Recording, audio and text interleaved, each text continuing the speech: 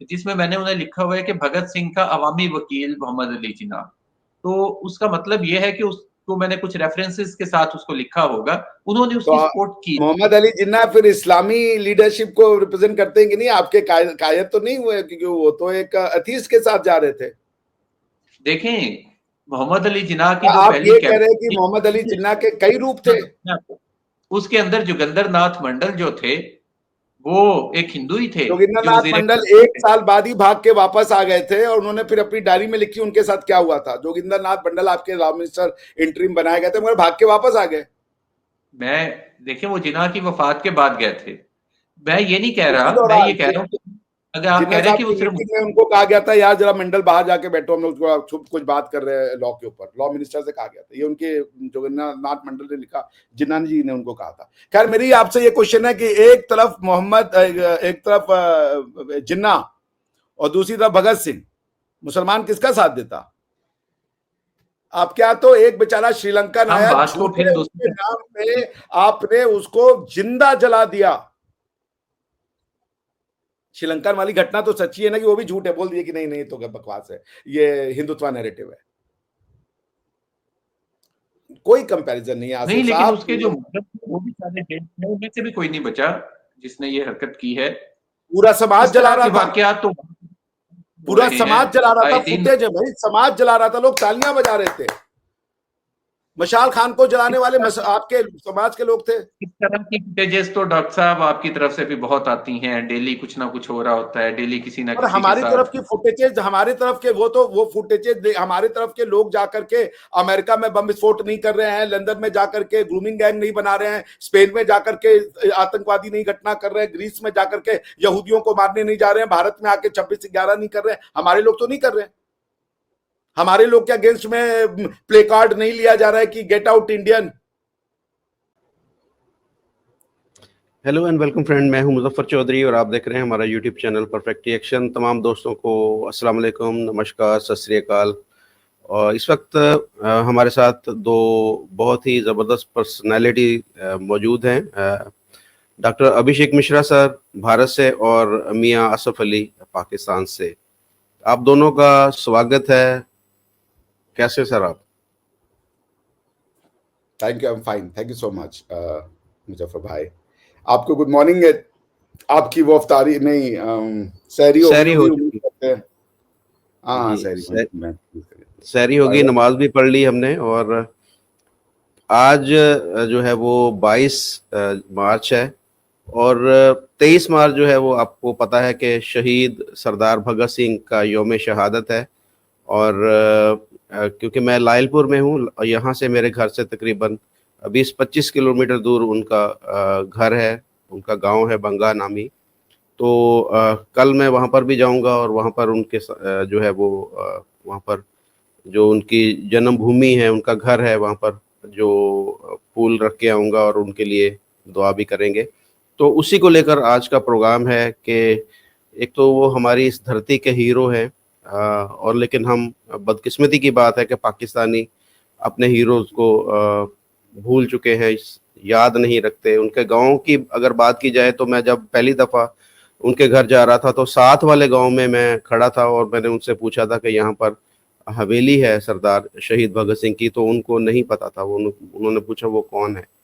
तो ये अब यहाँ पर मेरे घर से तकरीबन 1 किलोमीटर के फासले पर उनकी यादगार भी बनी हुई है। यहाँ पर एक मशहूर जो है वो एक जो चौक है वहाँ पर, उसके पास खड़े होकर मैंने बहुत सारे लोगों को रोक कर पूछा था कि ये किसकी यादगार है। तो बहुत सारे लोग जो हैं उनको भी उनके बारे में नहीं पता था। तो आज फिर यही हम डिस्कस करेंगे कि हम अपने हीरोज़ को क्यों नहीं याद रखते, कि जिन्होंने इस धरती के लिए, जो उस वक्त तो एक अनडिवाइडेड इंडिया था, वो तो किसी एक मज़हब के लिए नहीं लड़ रहे थे, किसी एक जो इलाके के लिए नहीं लड़ रहे थे, वो हम सब के लिए उन्होंने वो जो है उस वक्त अंग्रेज़ों के खिलाफ जो है वो जहाद किया था।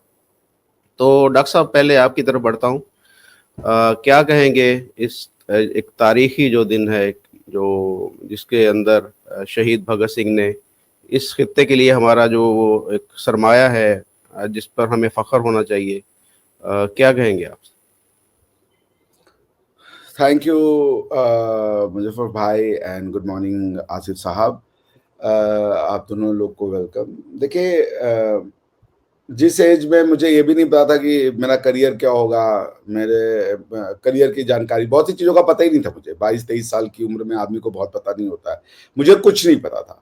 Abhishek Mishra at the age of 44 and Abhishek Mishra at the age of 23, बहुत अंतर है। 20 साल का अंतर में मैं बहुत चेंज कर गया।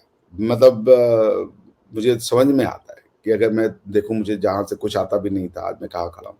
उस एज में वो महापुरुष थे, उन्होंने अपना जीवन जो है वो न्यौछावर कर दिया। उन्होंने बलिदान को गले लगा लिया फॉर अ कॉज जो कि हजारों साल से जिसने हमें बनाया है, एंड वो है भारतीयता। वो है कि हम यहाँ पे अपने तरीके से, अपने तरीके की जीवन शैली लेना चाहते हैं। तो शहीद भगत सिंह जी, उनको हम लोग कहते हैं, हालांकि शहीद कहाँ तक कहना उनको ठीक है मुझे नहीं पता आपके हिसाब से, क्योंकि शहीद तो वो होता है जो गजवा में या किसी तरीके के युद्ध में, इस्लाम में वो कॉज ऑफ इस्लाम के लिए अपनी जान दे दे, दैट्स पर्सन इज शहीद। दूसरा कि he was a declared atheist. उन्होंने वो किताब पढ़े थे, वाई मैंने वो भगवान को नहीं मानते थे, कम्युनिस्ट विचारधारा को फॉलो करते थे। वॉज अ डिक्लेयर्ड अथीस्ट, किसी भी तरीके के भगवान। तो फिर वो आपका हीरो कैसे हो सकता है? क्या पाकिस्तान का हीरो कोई एथीस्ट हो सकता है? क्या पाकिस्तान में उसको प्रमोट किया जाएगा? आपकी आइडियोलॉजी के साथ ही वो कॉन्फ्लिक्ट में आ जाएंगे। भगत सिंह उस समाज के हीरो हो सकते हैं जो समाज बहुत लिबरेटेड है, जहां पे हर प्रकार की विचारधारा को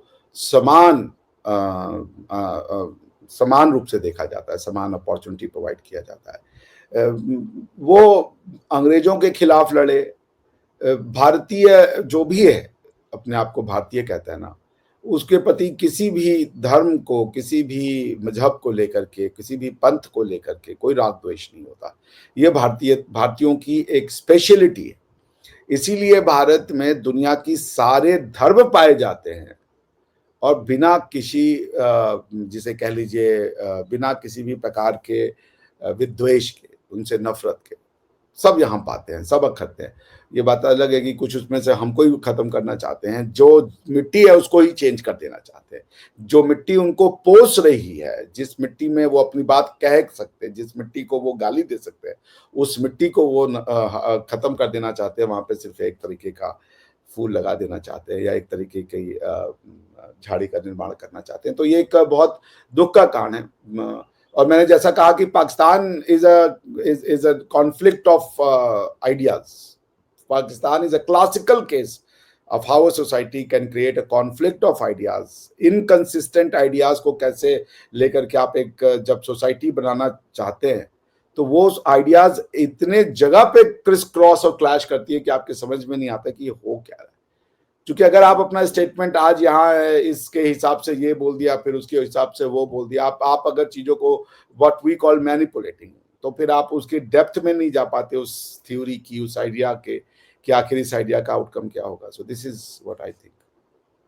बिल्कुल जी मियां साहब, जैसे कि डॉक्टर साहब ने जो चीज़ क्लियर की कि शहीद जो है वो सिर्फ मुसलमान ही हो सकता है पाकिस्तान के अंदर, जो है वो इस वजह से उनको ज़्यादा प्रमोट नहीं किया जाता। हमने देखा कि वो लाहौर के अंदर एक तहरीक भी चल रही है, एक शादबान जो इलाका है जहाँ पर जेल थी, जहाँ पर उनको फांसी दी गई थी, उसको जो सिक्योर है, जो वो चौक है, जो उसको भी बोला गया कि शहीद भगत सिंह का नाम दिया जाए। लेकिन बहुत सारी मजहबी जमातें जो है वो उन्होंने आगे बढ़कर बोला कि नहीं, इस चौक का नाम कभी भी शहीद भगत सिंह नहीं रखा जा सकता। तो क्या पहले तो ये आप भगत सिंह शहीद सरदार के बारे में कुछ हमें बताएं, क्योंकि आप भी एक जो पंजाबी महाज के प्रेसिडेंट भी हैं, और वो पंजाबियों के सुर्खेल अगर कहा जाए तो गलत नहीं होगा शहीद भगत सिंह जी को। क्या कहेंगे सर आप? देखिए, भगत सिंह यकीनन पंजाब का फख्र है, पंजाब की मिट्टी को उस पर नाज है, पंजाब के लोगों को उस पर फख्र है कि हमारे अंदर ऐसा नौजवान जो था जिसने उस उम्र में आके एक तहरीक शुरू की, और उस वक्त का जिसमें कोई दूसरी राय नहीं कि वो पॉपुलर तरीन लीडर बन चुका था उस वक्त बड़े सगीर में। तो भगत सिंह जी पे हम सबको नाज है। और भगत सिंह के यौम शहादत पे हर साल यहाँ पे तकरीबात भी होती हैं। उनका जहाँ पे उन्हें फांसी दी गई थी, उस फांसी घाट पे भी जाते हैं। लेकिन बड़ी एक ये भी एक मज़े की बात है कि जहाँ पे जो एक्चुअल जो वो चौक था, जहाँ पे वो फांसी घाट होता था, हमारे अक्सर जो दोस्त हैं, जो हमारे ग्रुप्स हैं, जब जाते हैं वहाँ पे फूल चढ़ाने, तो ये उस चौक में नहीं जाते। उससे आगे एक और चौक है, जहाँ पे आसानी होती है, अप्रोच ईज़ी है, पार्किंग ईज़ी है, तो वहाँ पे जाके सारे फूल चढ़ा के आ जाते हैं। अच्छा, इस पे भी मेरा इरादा है कि कल जाऊँ और इस चीज़ की निशानदेही करूँ कि भई ये हम गलत जगह पे क्यों जा रहे हैं सब लोग, सिर्फ़ अपनी आसानी के लिए। लेकिन यहाँ पे जिस जगह पे उन्हें फांसी दी गई थी, अच्छा जिस चौक में हम लोग जाते हैं रूटीन में, उसका नाम पहले चौधरी रहमत अली चौक था। अच्छा, अच्छा। यहाँ पे इश्यू ये है कि जब हम किसी चीज़ का नाम बदलना चाहते हैं और अच्छा जो एक्चुअल जगह है, उसका नाम शाहजमाल चौक है, वो एक सूफ़ी सेंट के नाम पे है। तो उसको हम लोग भगत सिंह चौक कहते हैं। जो ऑफ़िशियल नाम है उसका 40-50 साल से वो चौधरी रहमत अली चौक है। तो वो इतना बड़ा कॉन्फ्लिक्ट है नहीं उसपे, लेकिन हमारे यहाँ दोस्त अहबाब जो है किसी भी चीज़ को जब लेके चलते हैं, तो उसको थ्रू प्रॉपर चैनल मैनेज नहीं कर पाते, उसको उस तरीके से नहीं करते जिस तरह की उसको करना होता है, किया जा सकता है। लेकिन जहाँ तक शहीद भगत सिंह की बात है, तो शहीद भगत सिंह पे वाक़ई ना सिर्फ़ अब बल्कि अच्छा एक और छोटा-सा इश्यू मैं आपको बता दूँ, आपने कहा कि आप उनके घर जा रहे थे तो किसी को पता नहीं था। यही मसला राय अहमद खान खरल के साथ है। राय अहमद खान खरल 1857 के बहुत बड़े हीरो हैं, बहुत बड़े जी। वॉरियर थे, बल्कि पंजाब के अंदर जो सबसे बड़ी जंग हुई थी, उन्होंने ही लड़ी थी, जिसमें तकरीबन ब्रिटिश के मुताबिक 1 लाख के करीब जो देसी फौजी जो थे, जो पंजाबी फौजी थे, जमा हो चुके थे लोग, यानी कबाइल थे बेसिकली, वो ट्राइब्स इकट्ठे हुए थे वहाँ पे। जी। दूसरी तरफ उनका ब्रिगेडियर जो था ब्रिकले, वो मारा गया था। इतना बड़ा ऑफिसर जो है कहीं और नहीं मारा गया था पूरे सब कॉन्टिनेंट में। अच्छा, मैंने उनके मज़ार पे जाना था, उनकी बरसी पे, तो हम जिससे भी पूछे उसको पता ही नहीं था। हुँ। जिससे हम पूछते जाएँ पता ही नहीं था, उससे गाँव का नाम ले नहीं पता होता था। बड़ी मुश्किल से हम लोग वहाँ तक पहुँचे। ये हमारा बहुत बड़ा अलमिया है कि हम लोग अपने हीरोज़ को नहीं याद रखते। हुँ। तो ये इश्यूज़ हैं, इसको सॉल्व करना होगा जब तक हम अपने जो सिलेबस है उसमें इन लोगों को ऐड नहीं करते, जिन लोगों ने कुर्बानियाँ दी हैं, जिन लोगों ने बिल्कुल।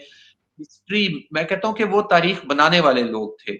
ऐसा हुँ। नहीं है कि उनका कोई कंट्रीब्यूशन नहीं है, अगर वो ना होते, तो शायद जो तहरीक थी इस लेवल पे ना पहुँचती बरे-सगीर से, सब कॉन्टिनेंट से ब्रिटिश के जाने की। और उन्होंने जो तरीक़ेकार अपनाया, जिस तरह इसको मुनज़्ज़म किया, पंजाब असेंबली में आप देख लें, हालाँकि वो जब बम फोड़ा गया तो वो वहाँ पे लोगों को मार भी सकते थे, उससे ज़ख्मी भी जी। कर सकते थे। लेकिन वो सिर्फ़ उन्होंने इस अंदाज़ में वहाँ पे बम फटा है, ताकि लोगों तक मैसेज भी चला जाए और किसी बंदे की डेथ भी ना हो उसमें। हुँ। और सोशलिस्ट वो यकीनन थे, इसमें कोई शक नहीं, उस वक़्त जो कम्युनिज़्म की तहरीक थी, वो बहुत ज़ोरों पे थी। और अक्सर हमारे यहाँ एक रिवाज भी है, जो नौजवान होते हैं, मैं खुद अपनी जवानी में कम्युनिस्ट रहा हूँ, सोशलिस्ट रहा हूँ और कॉमरेड हम बड़े फ़ख्र के साथ अपने साथ लिखा करते थे और उस वक़्त बड़ा रहा एक हूँ से जुनून क्या होता मुराद है? जी, रहा हूँ से यार क्या मुराद है? हाँ, मैं बताता और हूँ आपको। अपनी जवानी से क्या मुराद है? जवानी से मुराद मेरी है जब मैं 20-21 साल का था। अभी भी तो जवान है आप तो माशाल्लाह। हाँ भाई, नहीं, इसमें तो माशाल्लाह माशाल्लाह, जवान तो आप अभी भी हैं और इंशाल्लाह तो आगे भी रहेंगे। वो गाना है कि अभी तो मैं जवान हूँ। तो अच्छा, तो उसपे ना होता ये है कि उस वक़्त रोमांस होता है एक हमारे ज़हनों में, सबकी बराबरी का। अच्छा, उस वक़्त ये नहीं देखा जाता कि उसके एस्पेक्ट्स क्या हैं, उसके असरात क्या होने हैं, उसके नताइज क्या निकलेंगे। बस वो एक चीज़ जो होती है ना कि सब बराबर हैं और हमने सब कुछ बराबर कर देना है, सरमायादार खा गए, लूट गए, मार गए, हुक्मरानों को हम ये कर देंगे। तो ये एक हर नौजवान के दिल में होता है और भगत सिंह के ज़हन में भी ज़ाहिर है इनकलाबी ख़्यालात तो उस वक़्त होंगे। और वो और उस वक़्त तक कम्युनिज़्म के जो मसाइल थे, जो उसके नाकामियाँ या ख़ामियाँ थी, वो सामने नहीं आई थी। अभी वो आ रहा था और ममालिक के अंदर ग्रो कर रहा था। तो इस वज़ह से ज़ाहिर-सी बात है भगत सिंह जैसे लोग और उस वक़्त कै सब कॉन्टिनेंट के अंदर कम्युनिज़्म की तहरीक एक मज़बूत तहरीक थी। तो उन्होंने किया और उन्होंने राजगुरु ने, सुखदेव ने और उस लेवल पे उस मूवमेंट को लेके गए कि ब्रिटिश के खिलाफ और उसके बाद हम जेल में जब देखते हैं, जेल में उन्होंने जिस तरह अपने हकूक के लिए कैदियों के भूख हड़ताल भी की, वहाँ से बैठे हुए उन्होंने जिस तरह मैं समझता हूँ कि पूरे बरे-सगीर के अंदर यहाँ से लेके बंगाल तक हर तरफ भगत सिंह शहीद का नाम था, मौजूद था। लेकिन उसके साथ जो अलमिया उस वक्त हुआ, जिसे मैं कहता हूं कि ये बहुत बड़ा अलमिया था, जब केस चला। अच्छा, आप हैरान होंगे कि मिस्टर जिन्ना भी उनकी वकालत कर रहे थे। अक्सर जो अवामी सतह पे मेरा नहीं ख्याल कि कोई ऐसा बंदा होगा जो भगत सिंह की जी। मुखालफत कर रहा हो। अच्छा, ओपनली कोई दूसरा कोई सियासी लीडर भी करने की उस वक्त तक अफोर्ड नहीं कर सकता था।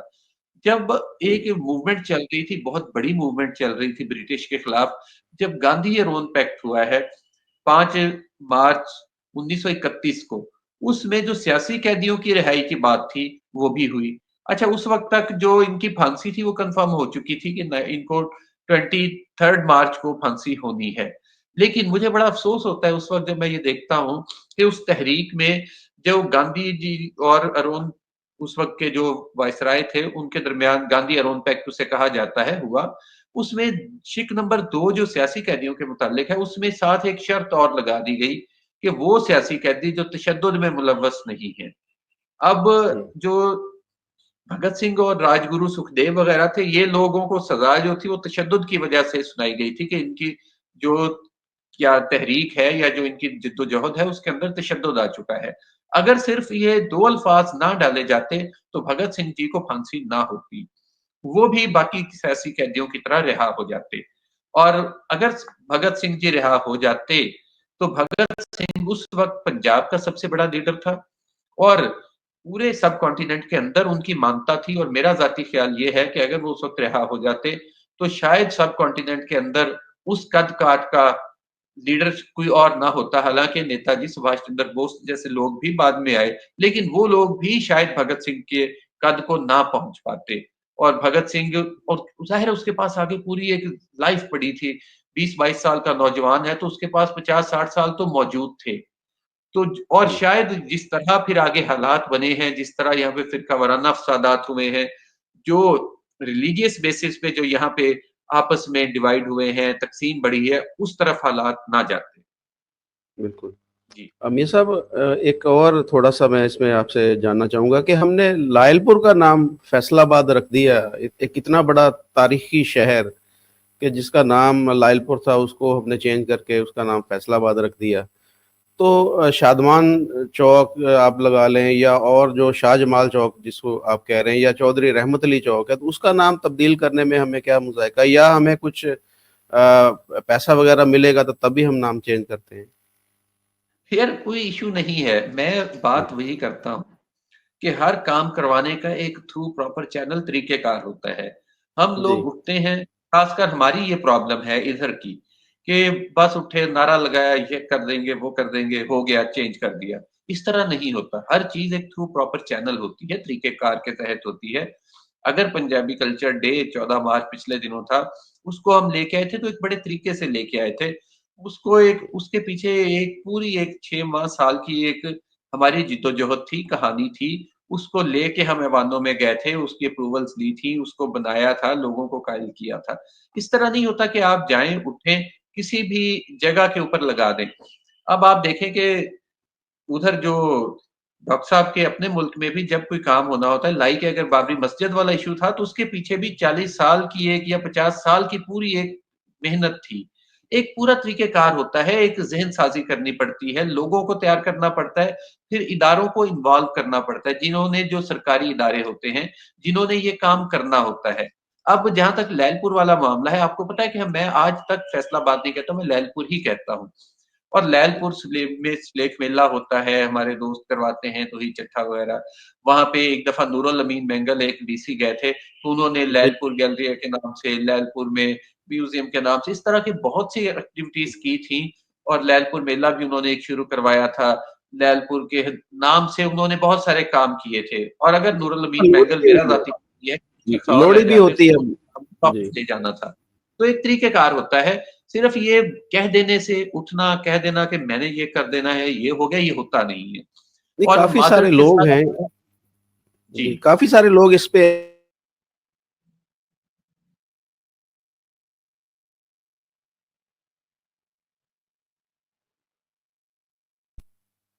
जी, मैंने कहा हाई कोर्ट में भी ये मामला चल रहा है शायद, नाम तब्दील करने का। यार वही तो इश्यू, मैं वही बात कर रहा हूँ, जो एक म्युनिसिपल कमेटी के करने वाला काम है, एक लोकल लेवल पे एक छोटे से इदारे में कर देना है, हम लोग सिर्फ शोहरत हासिल करने के लिए भागते हैं। ये उधर चले जाएँगे, वो कर देंगे, ये कर देंगे, लेकिन बाद में नतीजा कुछ भी नहीं निकलता। अभी पिछले दिनों एक बंदे ने वो एक नया नगमा सा गाना की तर्ज पे एक नात बना दी कि अपनी धी स्कूलों हटा ले, उथे डांस कर दी पई है। अच्छा हुआ ये, मैंने कहा जी इस पे ना हम करवाते हैं, एक एफआईआर लॉन्च करवाते हैं। लेकिन उन दिनों हमने देखा बहावल नगर का एक बंदा उठा रिट पिटीशन कर दी, मैं इस पे केस करवाऊँगा, मैं इसको छोड़ूँगा नहीं, इसको मैं घर पहुँचा के आऊँगा ये वो। हम लोग बड़े खुश हो गए, चलो कोई बंदा वकील निकल आया, ये कर लेगा। बस 4 दिन शोर-शराबा किया, रिट पिटीशन कर दी, बाद में जाके पता ही कोई नहीं। यानी कि तरीका नहीं है, हर चीज़ का एक तरीक़ेकार जी, होता है। और ये सिर्फ़ कह देने से भी काम नहीं होते, उनको करवाना पड़ता है। मैंने जो दूसरी बात आपको बताई कि जो चौक है, उस असल चौक में जाना इसलिए गवारा नहीं करते कि वहाँ पे पार्किंग की जगह नहीं है, वहाँ पे जाके और ये जो हमारे एनजीओज़ जिन्हें हम कहते हैं हमारे यहाँ लिबरल या लेफ्ट के लोग हैं, लिबरल एक तबका है पूरा, तो वो सिर्फ़ इसलिए दूसरे चौक में जाके मना लेंगे कि वहाँ पे हमें सहूलत है। तो ऐसे लोगों के होते हुए आपका क्या ख़्याल है कि कोई सीरियस तरीके से काम करवाया जा सकता है? बिल्कुल। चलें मियाँ साहब, हम आपसे रिक्वेस्ट करते हैं कि आप जो सीरियस तरीके से एफर्ट करें और 1 साल के अंदर-अंदर अगली जो यौम शहादत आएगा सरदार शहीद भगत सिंह का, उससे पहले-पहले आपने नाम जो है वो इस चौक का तब्दील करवाना है। मैं सिर्फ़ एक आपको छोटी-सी चीज़ ऐड कर दूँ, यहाँ पे प्रिंसेस बब्बा की कब्र है, गोरा कब्रिस्तान में ना, क्योंकि वो क्रिश्चियन हो गई थी लास्ट टाइम तो उनके कब्रिस्तान में है। तो मेरे दोस्त हैं एक सरदार गुरचरण सिंह बनवैत कनाडा से आए, मुझे कहते हैं मैंने वहाँ जाना है, मैं उनको लेके गया तो उन्होंने देखा कब्र असल में ज़ाहिर है by the passage of time 70 years या 60 इयर्स हो गए हैं, तो वो ज़मीन के साथ आ चुकी थी और वो साइडें उसकी खत्म हो चुकी थी। तो मुझे कहते यार ये तो तबाह हो जाएगी, लेकिन दोबारा बनवाने हैं। तो मैंने और उन्होंने उसका डिसीजन लिया कि इसको हम बनवाते हैं। उसका जब करवाने लगे तो मुझे पता चला कि इसकी मैं जिस इदारे से जाऊँ अप्रूवल लेने वो कहें हम तो नहीं दे सकते। पता ये चला कि वो जो वहाँ का जो कब्रिस्तान की क्रिश्चियन कम्युनिटी की जो कमेटी है उन्होंने इजाज़त दे दी है। उनसे बात की मैंने, हमने उस कब्र को ख़ैर इस पे मुझे महीना डेढ़ लग गया। हमने बाकायदा उस पर काम किया, उसको फिर कोई 4 फीट ऊपर ले जाके ना नीचे से भी हमने पुरानी कब्र हमने हुँ, उठा ली, आर्कियोलॉजी वालों से मैंने मशवरा किया और नीचे से एक नए सिरे से हम उसको लेके गए, मार्बल की हमने व्हाइट स्टोन की ही नई कब्र बनाई और ऊपर आके 3 फीट ऊपर या 4 फीट ऊपर हमने जो पुरानी एक्चुअल जो पुरानी हिस्टोरिकल कब्र थी, वो ऐसे की ऐसे उसपे नस्ब कर दी। साथ उसपे ना मैंने उनका नाम लिखवा दिया कि ये जिन्होंने ये काम करवाया था। तो वो एक और सरदार आ गए वहाँ से, उन्होंने आके हाज़िरी देने आए, उनको गुस्सा चढ़ा कि भई ये किसी और का नाम क्यों क्रेडिट क्यों और क्यों ले गया है। उन्होंने उसपे अच्छा खासा प्रोग्राम कर दिया कि इन्होंने ज़्यादती की, हमारा इतिहास तबाह कर दिया, हमारा विरसा तबाह कर दिया। इन्होंने मैं बड़ा वो सरदार भी परेशान हो कहंदा यार इन्हू ना जिद्दां दी पहले से उदां दी करा दे, मेरा ते दुनिया च इन्हें नाम बदनाम करता। मैंने खैर अब करें क्या? यानी कि मैंने उस बंदे को भी मैंने उस पे प्रोग्राम किया कि यार हमने इसको आर्कियोलॉजी वालों से मशवरा करके एक्चुअल तो वैसे की वैसे है, उसको तो छेड़ा भी नहीं। लेकिन पता ये चला कि वो नाम का झगड़ा है। फिर मैंने उनसे बात की जो यहाँ पे हमारे आर्च बिशप ऑफ लाहौर थे, शाहिद मेराज, उन्हें मैंने कहा, कहते जी इन्हू आण दे, जेड़ा सरदार ने केस करना दूजे ते करे, ये कौन हुंदा केस करन आला? वो ते क्रिश्चियन हो गई सेंट ते, वो ते साडी आ। इन्हां दी ऐसी-तैसी यानी ये करके हमने फिर मैंने कहा उनका नाम मिटवा दिया, उस पर से ग्राइंड करके वो खत्म करवाया। इस तरह के मामलात भी हो जाते हैं, लेकिन वजह वही थी क्योंकि वो थ्रू प्रॉपर चैनल करवाया हुआ था, वो बंदा हमारे ऊपर बाकायदा तौर पे एफआईए के थ्रू केस करवाने आ गया था कि इन्होंने कैसे इस कब्र को छेड़ दिया है।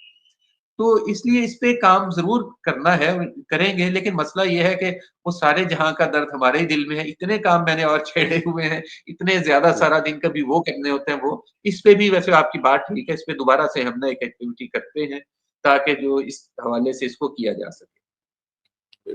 डॉक्टर साहब आपकी तरफ आता हूँ। मियाँ साहब ने एंड में एक बात की थी कि गांधी जी, अगर उनके कहने का मतलब यही था कि गांधी जी या उस वक्त जो लीडरान थे वो अगर जरा ज्यादा एफर्ट करते तो सरदार शहीद भगत सिंह को बचाया जा सकता था और उनके साथियों को। आप लॉयर भी हैं और सारी चीजों को अच्छे तरीके से समझते हैं। आप समझते हैं कि उस वक्त अगर प्रेशर डाला जाता अंग्रेजों के ऊपर तो शहीद सरदार भगत सिंह और उनके साथी जो है बच सकते थे? नहीं, देखिए गांधी जी का जो पर्सनैलिटी है वो दूसरे टाइप का था। गांधी जी ने क्या लिखा था, उनकी जो थॉट प्रोसेस थी वो मैं पढ़ के सुनाता हूँ आपको। If Muslims want to kill us Hindus we must face death bravely. Hindus should not harbor anger in their hearts against Muslim, even if the latter wanted to destroy them. If they established their rule after killing Hindus, we would be ushering in a new world by sacrificing our lives. Muhammad Ali Jinnah presides over a great organization, Muslim League. Hindus will never be killed by Muslims in Pakistan. Hindus in Pakistan must trust Jinnah. Gandhi ji थी। देखिए, एक जो भारतीय है ना वो समझ नहीं पाता था फिनोमिना ऑफ आउटसाइडर, कि वो किस तरीके से सोचता है। हम जिस तरीके से सोचते हैं over the period of time, जो हजारों साल से जो हमारी परंपराओं से, फिर लिखित अलिखित दोनों तरह की परंपराओं से जो हम बने हैं, वो हमें एक बहुत वृहद मानसिकता देती है, वृहद मानसिकता। तभी हम सरवाइव कर पाए। वरना सभ्यताएं तो बहुत आई, हमसे पहले भी बनी होंगी, हमसे महान भी बनी होंगी, मगर वो खत्म हो गई। वो ऑनस्लॉट को फेस नहीं कर पाई। हम कर गए बिकॉज रेजिलियंस था यहाँ पे। शहीद भगत सिंह को अगर जो ब्रिटिश गवर्नमेंट सजाए मौत देना चाहती थी, तो एक ही तरीका बचा होता, क्लेमेंसी, कि माफी मिल जाती उनको। और गांधी जी अगर उसमें माफी मांग देते या माफी दिलवा देते, अब उस समय की बात को, जिसको हम अंग्रेजी में कहते हैं हाइंडसाइट एनालिसिस, आप आज बैठ करके आज से 70 साल पहले क्या हुआ, उसके क्या रीजंस थे, वो एनालिसिस ठीक नहीं होगी। वो वजूहात जो होते हैं, वो रीजंस जो होती हैं, वो काउजलिटीज जो होती हैं, उनको आप आज बैठ के नहीं समझ सकते। तो आज हमारी आप जिस सुप्रीम कोर्ट ने तो ऐसे किया, वो उन्होंने जो भुट्टो को फांसी दी गई उसके ऊपर बात की, दोबारा से वो सारा केस को सुना और वो फैसला दिया कि भुट्टो को जो फांसी दी गई थी वो गलत दी गई। अब आप, Pakistan is an outlier, is an exception to the world of scientific temperament. Pakistan अलग चल रहा है दुनिया से। देखिए, दुनिया में एक ज्ञान है, फिर एक पाकिस्तानी ज्ञान है। इन दोनों में कोई मैच नहीं है। पाकिस्तान का ज्ञान सुपीरियर टू ऑल है, और बाकी उसके नीचे हम सबका ज्ञान है। एक पाकिस्तानी ज्ञान है, वो पैरेलल यूनिवर्स में ही चल रहा है, आप बात ही नहीं कर सकते। इसलिए पाकिस्तानी कहीं भी जाता है, वो जब केस आ जाता है कहता है ए जी इस्लामोफोबिया है, हमारे खिलाफ साजिश हो गई। क्योंकि उनका इंडिया ने हमारे जो कोर्ट्स होती हैं उसमें इंडिया की जो है वो किसी फैसले की मिसालें दी जाती, लॉयर वो देते हैं जज के सामने। कभी वैसे इंडिया में पाकिस्तान के किसी फैसले की मिसाल दी गई कि अब पाकिस्तान ने ये वहां पर ये ऐसे हुआ, ऐसे कैसे दे पाएंगे? पाकिस्तान इस्लामी फैसले देता है, हमारी कोर्ट इस्लामी तो है नहीं। आपकी कोर्ट इस्लामी फैसले देती है ना, इस्लाम के। मैंने तो आपके नहीं, अगर इस्लामी फैसले देती है तो फिर इंडिया की मिसाल क्यों दी जाती है यहाँ पे कोर्ट्स के अंदर? बहुत अच्छा क्वेश्चन है। आप शायद इसकी डेप्थ नहीं समझ रहे। इस पे कई पेपर लिखे गए, मैं आपको बताता हूं। रो वर्सेस वेड अमेरिका में एक केस आया। उस केस में ये था कि अबॉर्शन जो है वो एक महिला का अधिकार है या एक बच्चे की हत्या है। यानी ये जो बॉडी है, इस बॉडी पे वो जो उसकी जैसे अब्राहमिक फेथ बॉडी और सोल को अंतर नहीं कर पाया।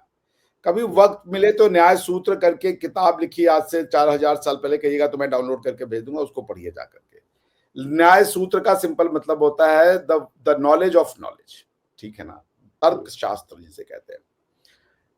तो रो वर्सेस वेड में ये आया कि यार ये जो कॉन्स्टिट्यूशन हमने बनाया है, इसमें हर क्वेश्चन का जवाब तो नहीं मिल पा रहा। अब ये बड़ा टफ क्वेश्चन है। एक लड़की कह रही है आज के समय में, मैं अगर प्रेग्नेंट हो गई हूं through a voluntary sex, because एक हो सकता है वो इनवॉलंटरी सेक्स के थ्रू हो जाए, रेप के थ्रू हो जाए, बट मैं बच्ची थी, नहीं समझ में आया। 18 साल की थी, 17 साल की थी, मेरा बॉयफ्रेंड था, हम दोनों को नहीं समझ में आया, and I conceive the baby. अब मैं इसको गिराना चाहती हूँ, मैं बेबी नहीं रखना चाहती, मैं अपना करियर बनाना चाहती हूँ। तो क्या किया जाए? अमेरिकन कॉन्स्टिट्यूशन में राइट टू लाइफ है। अब क्वेश्चन आया कि क्या बेबी का राइट टू लाइफ है या मां का राइट टू लाइफ है? अब राइट टू लाइफ में लाइफ का मतलब क्या होता है? तो वो बात एनालिसिस करते करते थोड़ा दूर तक गए और उन्होंने ये बताया कि अल्टीमेटली कॉन्स्टिट्यूशनल लॉ और कॉन्स्टिट्यूशनल मोरालिटी में अंतर होता है।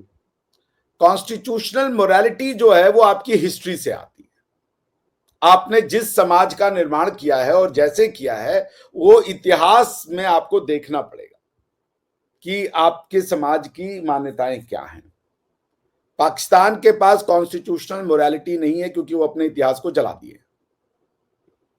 आपका इतिहास मुगलों से शुरू होता है और उनका इतिहास आपका इतिहास नहीं है, क्योंकि वो पॉलिटिकल इतिहास तो बन सकता है पर वो सामाजिक इतिहास नहीं बन सकता। उनका ज्यादा समय तो यहाँ की समाज का विध्वंसीकरण करने में हुआ कि समाज को डिस्ट्रॉय करके एक नए इस्लामी समाज की गठन कैसे करें। वो जहां से आते थे तुर्क, वो खुद नोमैड थे। मैं कजाकिस्तान में गया तो जब मैंने पहला अपना फोन सिम लिया, उसका नंबर +7 यानी रशियन होता था, तो मैंने वो जो सिम कार्ड लिया उसका नाम था उस प्रोग्राम का नोमैड प्लान। तो जब मैं कजाकिस्तान के अलग अलग जगह पर जाता था तो वो वहां की जो लड़कियां होती थी वो मुझे दिखाती थी, ये देखो हमारा जो नोमैडिक टेम्बू ऐसा होता है, क्योंकि बर्फ फॉल पड़ती थी तो वो ऊपर से नीचे हमेशा करते रहते थे बिकॉज बड़ा ही एक्सक्रूशिएटिंग वेदर है वहां का, ठंड का। तो वो अपना नोमैडिक कल्चर दिखाते थे कि देखो हम ऐसे नोमैड थे, हम ऐसे घूमते फिरते रहते थे, ये हमारे तंबुओं में ऐसा होता था वैसा होता था। तो पॉइंट ये कि उनका कल्चर या उनकी मोरालिटी आपकी मोरालिटी नहीं बन सकती। तो Pakistan is a result of जिद। इसलिए आपकी कोर्ट्स में जब आप जाएंगे अपनी हिस्ट्री को टटोलने तो कहाँ रुकेंगे आप राम पे जाके रुकेंगे, कृष्ण पे जाके रुकेंगे, या आप रुक जाएंगे मोहम्मद बिन कासिम पे। और मोहम्मद बिन की कासिम क्या आपकी हिस्ट्री है? अरबों की पूरी हिस्ट्री भी आप नहीं ले सकते, क्योंकि आपके लिए हिस्ट्री की शुरुआत ही 1400 साल पहले होती है। वो प्री कंडीशन है क्योंकि उसके पहले जाहिलिया था। और आपकी दिक्कत यह है कि आप जाहिलिया वर्ल्ड ओवर में फैलाना चाहते हैं कि प्री 1400, प्री 538 और 632 एवरीथिंग वाज जाहिलिया। तो आपकी प्रॉब्लम है, द प्रॉब्लम इज कोई लिखा पढ़ा नहीं किसी ने, वो स्टेटमेंट्स देते चले गए। और जो स्टेटमेंट एक कॉमन पॉपुलर जो माइंडसेट है उसको वो रेजोनेट कर जाता है, उस पर तालियां वाह वाह वाह वाह वाह। मगर अगर उसकी डीप एनालिसिस में जाने का किसी या एबिलिटी नहीं थी या क्षमता नहीं थी। तो अब आप बहुत से स्कॉलर्स हैं, मैं आपको पढ़ा दूंगा, जब आप अपनी हिस्ट्री में जाते हैं समझने के लिए कि हमारी जो सोच है वो कैसी है। अब क्या वेद का भारत से कोई पाकिस्तान से कोई लेना देना है या नहीं लेना देना, या कुरान से लेना देना है सिर्फ? और अगर कुरान से भी लेना देना है तो फिर जूइश हिस्ट्री आपकी पार्ट बन जाएगी। जूइश हिस्ट्री सिर्फ 2500 साल पुरानी है और वो हिस्ट्री वहां की है, इजिप्ट की हिस्ट्री है, फेरो की हिस्ट्री है, बेबीलोनियंस की हिस्ट्री है। वो क्या आपकी है? आप तो हड़प्पा वाले हो, आप तो शिवा वाले हो। आज अगर आप भगवान हड़प्पा का मतलब लॉर्ड शिवा, योगी शिवा, सील 420 जिसको कहते हैं, प्रोटोटाइप शिवा जिसको कहते हैं। तो आपकी प्रॉब्लम है कि आपने इतनी ज्यादा सुपरफिशियल नॉलेज की है, क्रिएट कर दिया है कि वो अब आपसे बटोरे नहीं बटोरा जा रहा, और वो सारे कॉन्फ्लिक्टिंग टू ईच अदर। जो चीज ऑर्गेनिक ग्रो हुई, एक समाज पाकिस्तान का जो था, जो भारतीय समाज था, वो ऑर्गेनिक ग्रो हुआ। आपने उसको अनऑर्गेनिकली इनऑर्गेनिकली काट दिया और उसके बाद अब आप नया उस पर बीज लगाने जा रहे हो। मगर वो जो पुराना फसल है उसकी जड़ें बहुत अंदर है। उन जड़ों का रिफ्लेक्शन है मुजफ्फर चौधरी और मियां आसिफ अली। मगर उन जड़ों में एक ऐसी भी वीड आई हुई है जो कह रहा है कि भाई हम तो गद्दाफी स्टेडियम रखेंगे, हमारे स्टेडियम का नाम गद्दाफी होगा। जिन लोगों ने आपको गद्दाफी स्टेडियम देने का पैसा दिया उनको उन्हीं के समाज ने मार दिया। मुअम्मर गद्दाफी को वहां की समाज ने मारा, उनके बच्चों को वहां की समाज ने वो सजा दी। सैफुल इस्लाम और जो उनका 2 बेटा था, वो आपके हीरो थे, उनके समाज ने उनको रिजेक्ट किया। मुअम्मर गद्दाफी आपका हीरो है। Basically Muammar Gaddafi was a nice man, ये मैं कह सकता हूँ। मैंने पढ़ा है मोहम्मद गद्दाफी को, उसकी ग्रीन बुक भी मैंने पढ़ी है। और काइंड ऑफ नेशनलिस्ट, और जिसे उसका नेशनलिस्ट बिडोइन था, वो अमेरिका में यूनाइटेड नेशन के उसमें गया तो अपनी तंबू साथ में लेके गया, कहा ये तो हमारा कल्चर है, हम तंबू लेकर के साथ में, हम तंबू में रहेंगे। अब पाकिस्तानी यूनाइटेड नेशन में जाकर तंबू तो ले नहीं जा सकता, तंबू आपका कल्चर नहीं, आप तो उस सभ्यता से आते हो जिन्होंने, जब दुनिया तंबू में रहती थी, उन्होंने ईंट और पत्थरों के घर बना दिए थे। वो आप मानते नहीं, आपका है ही नहीं। आप तंबू को अपना कल्चर बनाना चाहते हो, मगर तंबू लेके जा नहीं सकते। सो पॉइंट ये है कि you have destroyed very rich legacy and heritage. और जो नया आपने फसल तैयार किया है, वो फसल को उस हिस्ट्री और लेगेसी का पता ही नहीं है। अगर आप ये कह रहे हैं कि आपकी सुप्रीम कोर्ट में इंडियन केसेस को साइड किया जाता है, आपके चीफ जस्टिस का बयान है, हिंदू शब्द वो बोलना नहीं चाहते थे, ये उनका स्टेटमेंट है। उस पर बाकायदा डॉन न्यूज की टीवी पे बातचीत हुई थी।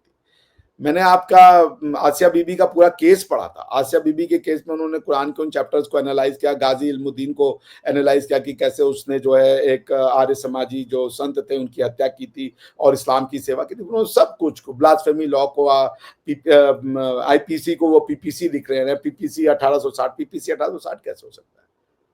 आप उसको, आपका सही तरीका अगर करना भी था तो आपने, जब आपका पार्लियामेंट बन जाता, उस पार्लियामेंट के बाद आप रेजोल्यूशन निकालते कि हम आईपीसी को आज से पीपीसी कहते हैं। इसका सीधा साधा एग्जांपल है गैट। गैट 1949 में बना, मगर वो डब्ल्यूटीओ नहीं बन पाया। डब्ल्यूटीओ मतलब वर्ल्ड ट्रेड ऑर्गेनाइजेशन, उस समय इंटरनेशनल ट्रेड ऑर्गेनाइजेशन की बारे में सोचा गया था और उसको फंक्शन करने के लिए रूल्स बनाए गए थे। इसको गैट कहते थे, general agreement of tariff and trades. But ITO कभी बन नहीं पाया बिकॉज अमेरिका कभी उसका मेंबर नहीं बना। तो फिर 1990s में जब गैट बना, डब्ल्यूटीओ बना, तो डब्ल्यूटीओ ने गैट के रूल को अडॉप्ट किया। तो उन्होंने ना एक आर्टिकल का सिर्फ वो लिखा कि here by for WTO we adopt all the GATT rules, और फिर वो गैट रूल्स उस डेट से लागू हुआ। आपको ये करना था। अब आप कह रहे हो पाकिस्तान पीनल कोड 1860, ये नॉलेज का ही मतलब आप, अब आप वो भी कह रहे हो कि टू नेशन थ्योरी। अब आप सुनिए, अब टू नेशन थ्योरी तो 1857 के बाद ही शुरू हुई थी, इवन मियां आसिफ अली के साथ। आपके जज कह रहे पाकिस्तान पीनल कोड 1859 या 1860, वो वहां से ले ले। आपकी हिस्ट्री नहीं है।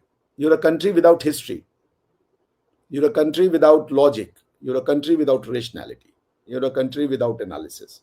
आप एक जिद का नाम है पाकिस्तान, और इस पे क्या ही कहा जाए।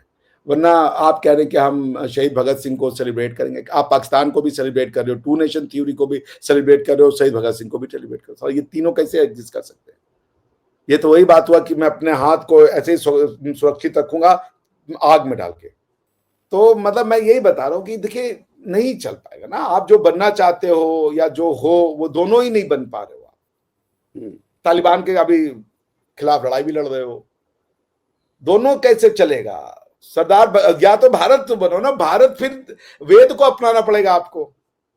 वेद के साथ कुरान एग्जिस्ट कर सकती है और कर रही है, मगर कुरान के साथ तो वेद नहीं एग्जिस्ट कर सकता। हिंदू मुसलमान भाई भाई तो आप नहीं पढ़ाओगे ना। हिंदू मुशरिक है तो कैसे बोल दोगे वो मेरा भाई है? थियोरेटिकल प्रॉब्लम्स हैं।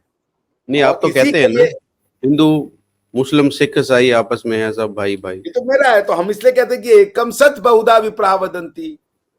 सत्य एक है, उसको कई प्रकार से बताए जा सकते हैं। एक सत्य हिंदू है, एक सत्य सिख है, एक सत्य क्रिश्चियन है, एक सत्य इस्लाम है। आप क्या करें? आप तो करें एक ही सत्य हो, मेरा सत्य बाकी बकवास है। आप नहीं कह सकते ना हिंदू मुस्लिम भाई भाई। आप तो कह रहे हो गलत है, आप तो कह रहे हो तुम्हारा खुदा गलत है, किसी के झूठे खुदाओं को। हमारा कंसेप्ट है कि सबके सच्चे खुदाओं को। तो आप, you have adopted a theory which is now creating a problem. आपको कोई रॉ नहीं चाहिए, आपको कोई मुसाद नहीं चाहिए। आपको जो अंडू करेगा, जो आपके अंततः फॉल का कारण बनेगा, वो वही थ्योरी है जो आपके निर्माण का कारण है। कोई आपको दुश्मन नहीं चाहिए, क्योंकि आपने समाज ऐसा बनाया है जो समझ ही नहीं पा रहा कि हम कहाँ हैं, हम कौन हैं, हमको क्या करना है। और ये क्राइसिस आइडेंटिटी का नहीं है, आइडेंटिटी पता है, ये क्राइसिस नॉलेज का है। अच्छा मियां साहब, आपने डॉक्टर साहब की सारी बातें सुन ली, तो आप इनकी बातों के ऊपर क्या रिस्पॉन्ड करेंगे, जो सारे के सारे इन्होंने मसाइल बताए? देखिए, वो मसाइल एक अलग डिबेट है, लंबी डिबेट है जो चलती रहती है, कौन क्या सोचता है, कहाँ से करता है, कैसे करता है। लेकिन असल इश्यू यही है कि भगत सिंह के मुतालिक जिन पे हम बात कर रहे हैं, कि वो इस धरती के हीरो हैं, इस खित्ते के हीरो हैं, पंजाब के हीरो हैं, पंजाब उन्हें ओन करता है और भरपूर तरीके से ओन करता है। सिर्फ यहाँ नहीं बल्कि इस पंजाब में भी उनके नाम पे बाकायदा तौर पे डिस्ट्रिक्ट मौजूद है, इलाके मौजूद हैं और चल रहे हैं। और यहाँ पे हम लोग भी उन्हें ओन करते हैं और ऐसे जो शहीद होते हैं वो कौम का फ़ख्र होते हैं। दूसरी बात ये है कि असल में जो बात दूसरी चल रही थी कि अगर गांधी जी थोड़ी-सी कोशिश करते और ये वाला मामला भी उसमें डाल लिया जाता या सिर्फ़ अगर यही एक शिक्की उसमें ना आती कि तशद्दुद में जो कैदी मुलव्वस है उनके अलावा बाकी सियासी कैदियों को रिहा कर दिया जाएगा, तो भगत सिंह को छुड़वाया जा सकता था और अवामी ख़्याल भी यही था। वायदा जब तक मंज़र-ए-आम पे नहीं आया था, सब यही समझ रहे थे और उस वक़्त की उस मूवमेंट में ज़्यादा ज़ोर भी भगत सिंह की वजह से ही था, कि भगत सिंह इस तहरीक के नतीजे में रिहा हो जाएँगे। तो वो जैसे भी होता, जो भी हालात होते, अब हम ये नहीं कह सकते कि वो उस वक़्त किन हालात का शिकार थे गांधी जी। ज़ाहिर-सी बात है कि हम उनके साथ नहीं बैठे हुए, जो बंदा जो टेबल पे बैठा होता है, जो मामलात कर रहा होता है, जो किसी मूवमेंट को लीड कर रहा होता है, उसने बहुत से मामलात को देखना होता है, बहुत से इश्यूज़ होते हैं। लेकिन हम सिर्फ़ उस पे अपनी एक राय ज़रूर दे सकते हैं और मेरी अपनी ज़ाती राय यही है कि गांधी जी को उस वक़्त अगर स्टैंड ले लेते, मैं ये नहीं कह रहा कि ज़बरदस्ती हम उन पे थोप रहे हैं कि उन्हें स्टैंड लेना चाहिए था, वैसे तो लेना चाहिए था, बीइंग एक वर्कर तो हम यही कहेंगे पॉलिटिकल वर्कर के जो लीडर है वो स्टैंड ले। लेकिन अगर वो ले लेते तो भगत सिंह का शायद ये अंजाम ना होता और अगर भगत सिंह ज़िंदा रहते, तो मैं समझता हूँ कि जो 47 में इतने बड़े पैमाने पर खूनी फसादात हुए थे और सिर्फ़ पंजाब में ही हुए और कहीं नहीं हुए, वो ना होते। क्योंकि भगत सिंह की सूरत में एक जदीद लिबरल और सेकुलर क़यादत भी पंजाब में खड़ी होती बाकी क़यादतों के साथ और उस बंदे में इतनी हिम्मत थी कि वो फ़ेस कर सकते थे सबको और सबको साथ मिला सकते थे। जी। जी, बहुत शुक्रिया मीर साहब मैं आपका भी भगत से और डॉक्टर पहले साहब। 1 मिनट का क्वेश्चन पूछूँगा। जी, आप कह रहे हैं कि जी। भगत सिंह यदि जीवित होते तो एक अच्छा लीडरशिप मिलता, नेतृत्व मिलता। मैं जानना चाहूँगा कि क्या आपको लगता है कि जिन्ना साहब के अगेंस्ट में एक तरफ मोहम्मद अली जिन्ना हो और एक तरफ भगत सिंह हो, तो भारत का मुसलमान भगत सिंह को वोट करता और अगर गांधी जी से उम्मीद की जा रही थी कि वो बचा लेते तो जिन्ना ने क्यों नहीं प्रोटेस्ट किया कि उनको मत करो? मुसलमानों को एकजुट कर देते। हाँ, जिन्ना ने उनकी सपोर्ट की थी, जिन्ना ने उस तहरीक के दौरान भी और जिन्ना की तरफ से कहीं भी भगत सिंह के हमायत ना करने का कोई एक भी ऐसी चीज़ मौजूद नहीं है। जिन्ना ने भगत सिंह की ह अगर नहीं हमायत करने का मौजूद नहीं है तो कोई बड़ा वो भी करने का मौजूद नहीं है ना कि उन्होंने कोई बड़ा वो लगा दिया हो। हमायत की थी। जिन्ना ने हमायत की थी और मैं अभी फ़ेसबुक पे ही देख रहा था अपना एक पुराना तहरीर देख रहा था जिसमें मैंने क्योंकि अब मैं उसके सियाक़ो-सबाक़ दोबारा से मुझे देखने पड़ेंगे। थोड़ी देर पहले मैंने वो देखी अपनी दोबारा से जिसमें मैंने उन्हें लिखा हुआ है कि भगत सिंह का अवामी वकील मोहम्मद अली जिन्ना। तो उसका मतलब ये है कि उसको मैंने कुछ रेफरेंसेस के साथ उसको लिखा होगा। उन्होंने तो उसकी सपोर्ट की। मोहम्मद अली जिन्ना फिर इस्लामी लीडरशिप को रिप्रेजेंट करते हैं कि नहीं? आपके कायद तो नहीं हुए क्योंकि वो तो एक अथीस्ट के साथ जा रहे थे। देखें, मोहम्मद अली जिन्ना की जो आप पहली ये कह रहे हैं कि कैबिनेट मोहम्मद अली थी जिन्ना के कई रूप थे? उसके अंदर जोगिंदर नाथ मंडल जो थे, वो एक हिंदू ही थे जोगिंदर जो नाथ वज़ीर मंडल 1 साल बाद ही भाग के वापस आ गए थे और उन्होंने फिर अपनी डायरी में लिखी उनके साथ क्या हुआ था। जोगिंदर नाथ मंडल आपके लॉ मिनिस्टर इंटरिम बनाए गए थे मगर भाग के वापस आ गए। देखिए वो जिन्ना की वफ़ात के बाद गए थे। मैं ये नहीं कह उसी रहा, मैं ये दौरान कह रहा हूँ कि अगर आप जिन्ना कह रहे हैं साहब कि वो की सिर्फ़ मीटिंग में उनको कहा गया था यार जरा मंडल बाहर जाके बैठो हम लोग कुछ बात कर रहे हैं लॉ के ऊपर। लॉ मिनिस्टर से कहा गया था। ये उनके जोगिंदर नाथ मंडल ने लिखा, जिन्ना जी ने उनको कहा था। खैर मेरी आपसे ये क्वेश्चन है कि एक तरफ एक तरफ जिन्ना और दूसरी तरफ भगत सिंह, मुसलमान किसका साथ देता? देखिए या अभी कायदे आज़म अभी मियां साहब आपके अगर अगर आज जिंदा होते शहीद भगत सिंह और मोहम्मद अली जिन्ना और दोनों इलेक्शन में आप खड़े हो किसको जाएं। कायद बनाते? कायदे आजम मैं भगत सिंह बनता है या कायदे वो तो कहता कि भाई हिंदू मुसलमान नहीं मानता, वो तो इस्लामी श्रेष्ठता की बात को स्वीकार नहीं करते। हाँ, मैं आपको यही बात बता रहा हूँ कि मोहम्मद अली जिन्ना मुस्लिम लीडर थे, मुसलमानों के लीडर थे, इसमें कोई शक नहीं है और भगत सिंह जो थे, वो तो वैसे किसी मज़हब को नहीं मानते थे। उनके तो इस हवाले से बात करने का कोई है ही नहीं ना कि वो किस मज़हब के पैरोकार थे। आप खुद ही ये बात पाकिस्तान की आवाम किसको मानती? चुनाव तो यही करना है ना, भगत सिंह वर्सेस मोहम्मद जिन्ना। वो ये नहीं कह रहे कौन किसका क्या था। आपके कायद बनते, आप कह रहे वो हमारा हीरो है। यूपी बिहार का देखें ही मुसलमान का हीरो भगत सिंह बनता। कितनी पिक्चरें भगत सिंह पे बनाई हैं आपके माशरे में या हमारे मुसलमानों के जलूस में? मैंने कभी नहीं देखा भगत सिंह का फोटो। मैंने उसामा बिन लादेन का फोटो देखा है, मैंने फोटो देखा है ये याहिया वर का और पता नहीं और जितनों का, सबका देखा है। भगत सिंह का तो एक भी मुसलमान की रैली में मैंने फोटो नहीं देखा। बुरहान वानी के भी उसमें मैंने कभी नहीं देखा। बुरहान भगत वानी सिंह भी का इस्लामिक स्टेट लड़ा था, उसने भगत सिंह को तो हीरो नहीं माना अपना। नहीं, भगत सिंह का फोटो हमारी तकरीबात में होता है। हमारे कल आप सिर्फ आप तो आपके यहाँ मियां फेसबुक आसिफ चलता अली है, है ना, हमारा आप फेसबुक तो देख लीजिएगा, क्योंकि आप तो अच्छे भगत सिंह मुसलमान नहीं है, जातियों का दाढ़ी भी नहीं है आपकी। जातियों का लीडर था। और मैं यही बात कह रहा हूं कि अगर वो उस वक्त होते तो जिस तरह फसादात के मामलात हुए, और मास्टर तारा सिंह के बजाय क्यादत अगर भगत सिंह जैसे लोगों के पास होती। कायदे आजम खुद कहा करते थे कि पाकिस्तान में, मैं उनकी आपको अक्सर 11 अगस्त वाली स्पीच सुनाता होता हूं कि पाकिस्तान के अंदर हर कोई आजाद है अपनी मस्जिद में जाने के लिए, मंदिर में जाने के तो लिए, अगर यही गिरजा में। सब था तो पाकिस्तान काहे लिए?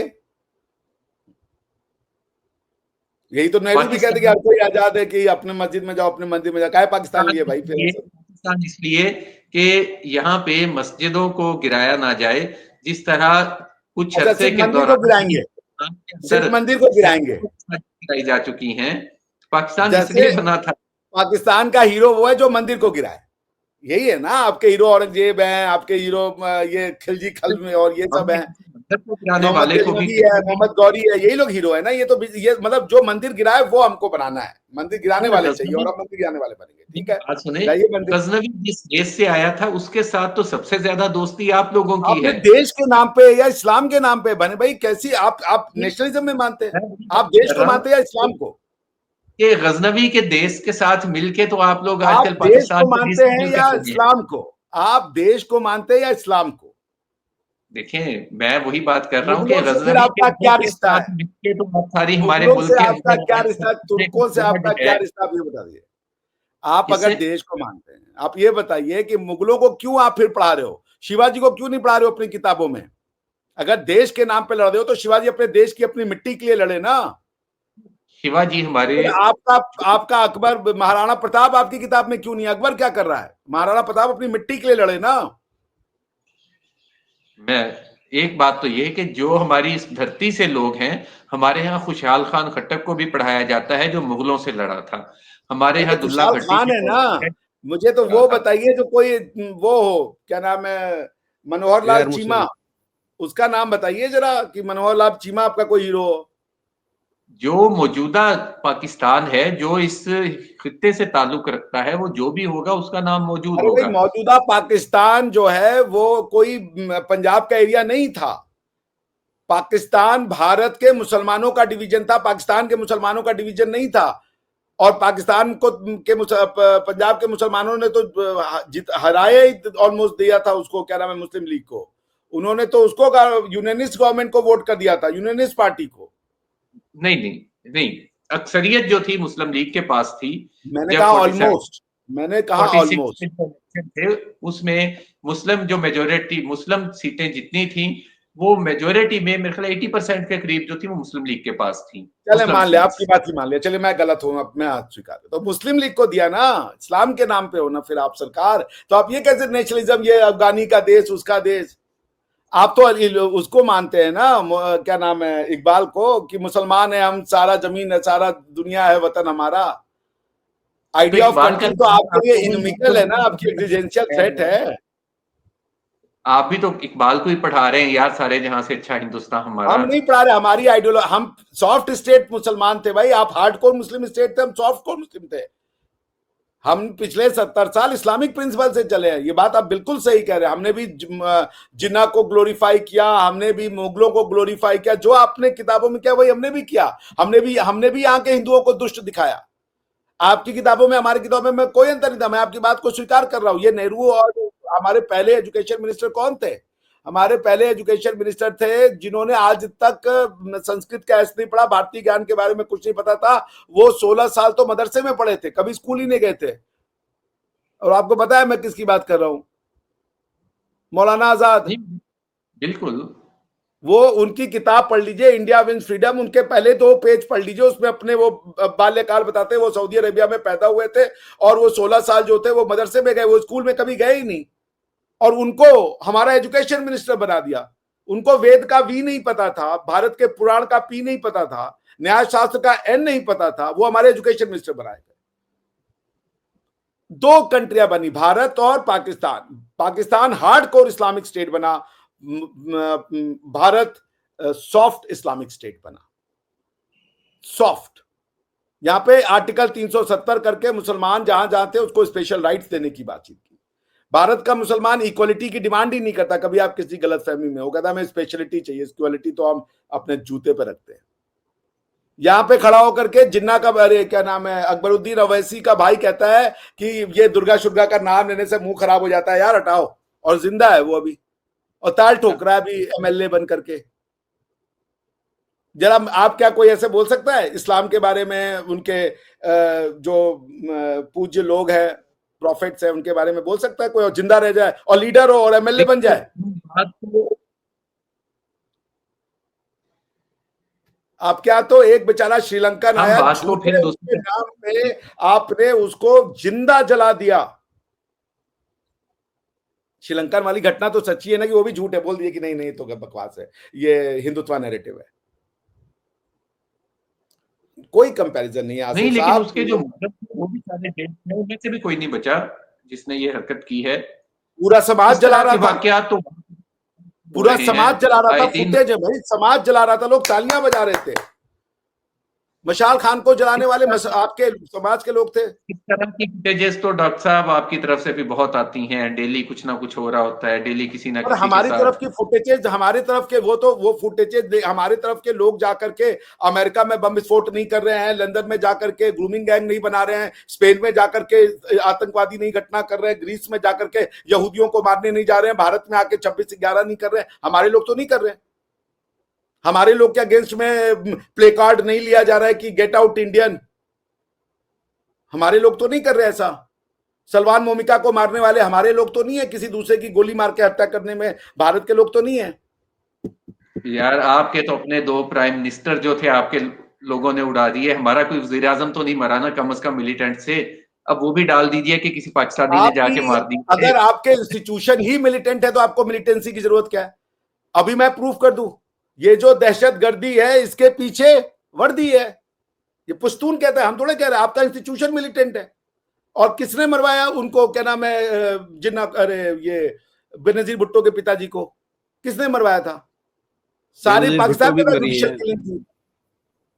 आप भारत में जो आक्रमण करवाते हो, जो ये भेजते हो नॉन स्टेट एक्टर्स, ये जो भेजे थे आपने कारगिल में, आपकी किताब आपने कहा जी ये तो वहां के मुजाहिदीन है जी, हमारे इनसे कोई ना जानी। फिर उसके बाद किताब आई, नहीं जी नॉर्दर्न लाइट इन्फेंट्री के लोग ही थे जी। आपने एक अजीब सिस्टम बनाया। बीएलए पूरी वही है हजरत आप लोगों ने। मैं ये कह रहा हूँ कि हमें इस वक्त दूसरी तरफ जाने के लिए तो कह रहे हैं, जिस दिन आप डॉक्टर चौधरी का प्रोग्राम है हम इस पे रहें तो ये ज्यादा। हाँ जी, टॉपिक हम इस पे भी बात कर लेंगे, लेकिन हमने न कभी किया। आप जब से आए हैं इस भारतीय सब कॉन्टिनेंट में, भारतीय उपमहाद्वीप में, तब से आप हमें सिर्फ और सिर्फ गलत और बर्बाद, गलत और झूठा साबित करने की कोशिश कर रहे हैं। पिछले 1000 साल से हम 2 युद्ध लड़ रहे हैं, तलवार से और पेन से, और ये दोनों युद्ध हम जीते हैं। पेन वाला तो खत्म हो चुका है, आज आप इस्लामोफोबिया चिल्लाते फिर रहे हो। कल तक जिसको आप कहते थे सूफी और संत है, आज आप कह रहे वो सूफी संतों ने फैला दिया। अब वो फैलाने जा रहे हैं तो लोग कह रहे काय फैला रहे हो, निकलो यहां से, उसको इस्लामोफोबिया कह दिया। Sufism is now known as Islamophobia. क्या इस्लामोफोबिया क्या हम कह रहे हैं? जो सूफी और जो ये हमारे यहाँ मौलवी है, इसका तस्वर हमेशा से अलग रहा है। हमारे यहाँ सूफी का और आलम का, जो एक स्कॉलर का तस्वर ही शुरू से अलग रहा है। वो एक अलग बात है, चलिए उस पर कभी हम बात कर लेंगे। जी ये कर लेंगे, बट मेरे हिसाब से तो भाई लास्ट प्रॉफिट के बाद कोई सूफी और संत की कोई वैल्यू बनती ही नहीं है। आज 2 अलग थॉट्स हैं, 2 इंतहाई अलग। मैं तो ये कह रहा हूं ना कि इस्लामोफोबिया, अगर इस्लाम बहुत अच्छा था, सूफीज्म प्यार से फैला देते, तो ये जो 11 पाकिस्तानी सूफीज्म ही करने गए थे इस स्पेन में, सूफीज्म ही कर रहे थे वो प्यार से। आओ दावा, सूफीज्म भी दावा ही है ना, तरीका तलवार की जगह मोहब्बत की बातें हैं कि तुम्हारे यहाँ गंदगी है, तुम्हारे यहाँ इनइक्वालिटी है, तुम्हारे यहाँ ये, आ जाओ इधर आ जाओ। वो वही करने गए थे। आज उसी को आप इस्लामोफोबिया कहते हैं। कोई दावा देने जाता है प्यार से भी ना, तो लोग कहते हैं निकलो यहां से। बिना तलवार के प्यार की बात नहीं सुनी जाती। जी, मेरे ख्याल में हम इसके ऊपर एक और डिबेट रखेंगे। ये काफी लंबा प्रोग्राम हो गया। आप दोनों का बहुत शुक्रिया। देखिए, ये बहुत अच्छा और जो है वो टॉपिक था, शहीद भगत सिंह को याद करना और उनको यहाँ पर एक खराजे अकीदत पेश करना। तो मैं चाहूँगा कि पूरा पाकिस्तान जो है वो उसको याद रखना चाहिए, अपने हीरोज़ को। सिर्फ शहीद भगत सिंह नहीं, उन जैसे बहुत सारे गुमनाम शहीद ऐसे हैं, जैसे कि आपने राय अहमद खान खरल का नाम लिया, और भी इस तरह के बहुत सारे फ्रीडम फाइटर हैं जो जिनको हम अब भूल चुके हैं। तो आप दोनों का बहुत शुक्रिया। आइंदा फिर आपसे बात होगी। Thank you. डॉक्टर साहब उधर रिबाहा इंतजार कर रही है, बार बार उसके हाँ भी जी, हाँ जी। मैसेजेस आ रहे हैं।